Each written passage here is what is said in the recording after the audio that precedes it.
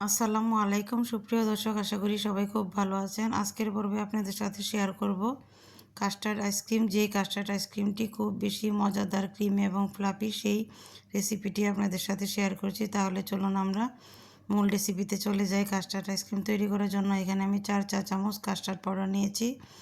এখানে দিয়ে দিচ্ছি হাফ কাপ চিনি। আপনারা আপনাদের পছন্দ অনুযায়ী চিনিটা অ্যাড করতে পারবেন। এখানে মেজারমেন্ট কাপের 2 কাপ লিকুইড দুধ দিয়েছি। দুধটা আমি জাল করে নিয়েছি।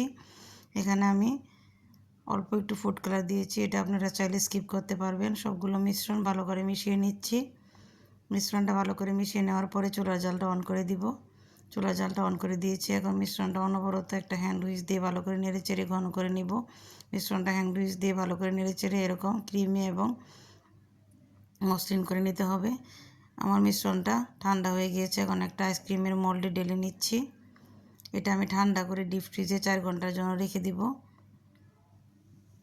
ফিরে আসছি 4 ঘন্টা পর। আমার কাস্টার্ডের মিশ্রণটা অনেকটা বরফ হয়ে গিয়েছে। এখন একটা মিক্সিং বলে নিয়ে কাস্টার্ডের মিশ্রণটাকে একটু ব্লেন্ড করে নিব, যাতে করে পরবর্তীতে হুইপ ক্রিমের সাথে মেশাতে গেলে এটা দলা পেকে না থাকে।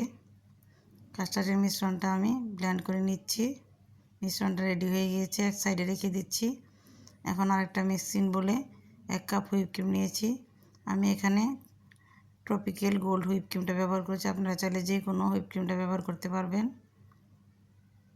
হুইপ ক্রিমটা প্রথমে আমি নর্মাল স্পিডে 10 মিনিট বিট করব, পরবর্তীতে হাই স্পিডে 5 মিনিট বিট করব। আমি এখানে 1 চা চামচ ভ্যানিলা এসেন্স দিয়ে দিয়েছি। হুইপ ক্রিমটা আমি ব্লেন্ড করে নিচ্ছি। আমার হুইপ ক্রিমটা রেডি হয়ে গিয়েছে। এখন আমি অল্প অল্প কাস্টার্ডের মিশ্রণ হুইপ ক্রিমের সাথে মিশিয়ে দিব।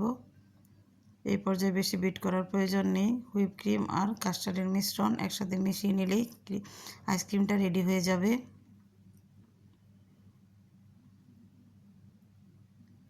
আমার আইসক্রিমটা রেডি হয়ে গিয়েছে।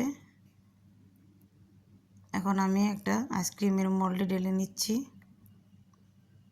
আমার হাফ লিটার দুধ থেকে 1.5 লিটার আইসক্রিম হয়েছে। আমি উপর থেকে কিছু কাঠবাদাম আর কিছু টুটি ফুটি দিয়ে দিচ্ছি। এই টুটি ফুটিগুলি আমি বাসায় তৈরি করেছি, রেসিপিটি আপনাদের সাথে শেয়ার করব। এখন আমি আইসক্রিমটা 8 ঘন্টার জন্য ডিপ ফ্রিজে রেখে দিব। ফিরে আসছে 8 ঘন্টা পর। আমার আইসক্রিমটা খুবই ক্রিমি এবং ফ্লাফি হয়েছে। হাফ লিটার তো আমার বাচ্চারা খেয়ে নিয়েছে। খুবই মজা হয়েছে আইসক্রিমটা। কেটে শেয়ার করছি। যদি আমার রেসিপিটি ভালো লাগে তাহলে অবশ্যই আমার চ্যানেলটি সাবস্ক্রাইব করবেন আর বেল আইকন বাটনটি প্রেস করে রাখবেন, যাতে করে পরবর্তীতে ভিডিও আপলোড দিলে আপনাদের কাছে নোটিফিকেশন চলে যায়। আজ এই পর্যন্তই। আল্লাহ হাফেজ।